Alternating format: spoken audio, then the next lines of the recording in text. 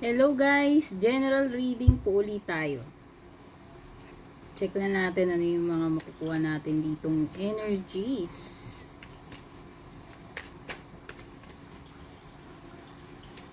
Thank you pala sa pag-drop by para manood ng reading ko. Ako pala si Tin ng Purple Tin at saka Tin Arcana.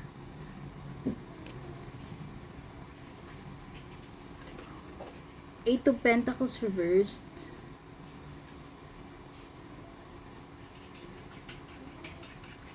Alam mo, nafe-feel ko rito sa Eight of Pentacles reversed mo. Parang, alam mo yung pakiramdam na kahit na mag-effort ka na mag-effort, tapos itodo mo lahat yung pagtatrabaho mo, yung pag-effort mo, parang hindi pa rin enough yung nakukuha mo.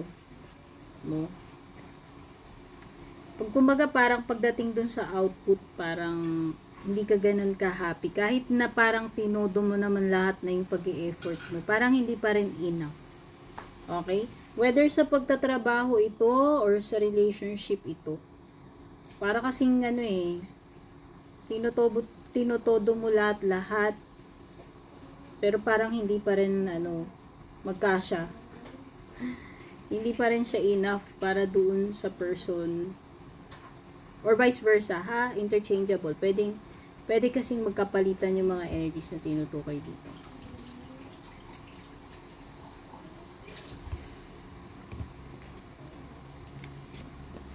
Pwedeng yung iba kulang sa time.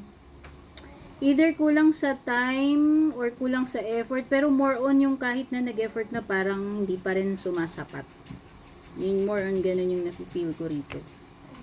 Hermit energy, pwedeng may Virgo rito.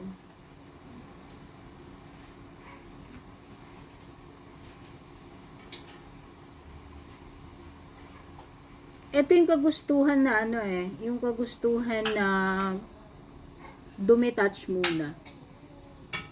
Could be paglalaylo, it could be pansamantalang disconnection. Kasi gusto mo nang mapag-isa na itong person na to. Kumbaga gusto niya ng space, gusto niya muna ng time sa sarili niya. Pwedeng ito yung pagre-reflect. Kung nagmumuni-muni, nag-iisip-isip,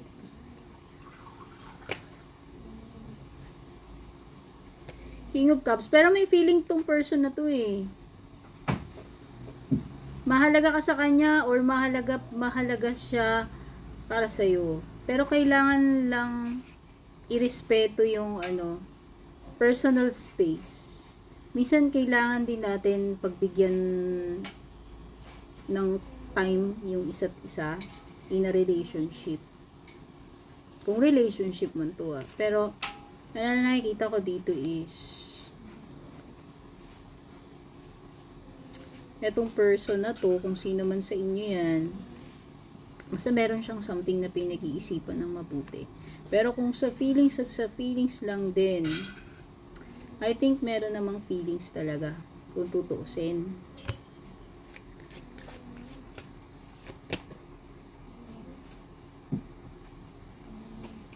When it comes to money, hindi ganun ka-stable. Hindi ko alam kung career tong pinag-uusapan dito, business or pera. Hindi pa ganun ka, kumbaga kung gusto nang bumukod in terms of financial, hindi pa ganun ka independent, pwedeng hindi pa kaya. Yun. Kasi parang meron something dito na hindi pa ganun kalakas yung kinikita, yung negosyo, or hindi pa ganun katatag yung career or position sa trabaho. Okay, so yun yung mga na-pick up ko dito sa inyong short reading, timeless reading to kung kailan makarating sa inyo. Kunin nyo lang kung anong mga makakatulong sa situation ninyo. Godspeed, babush.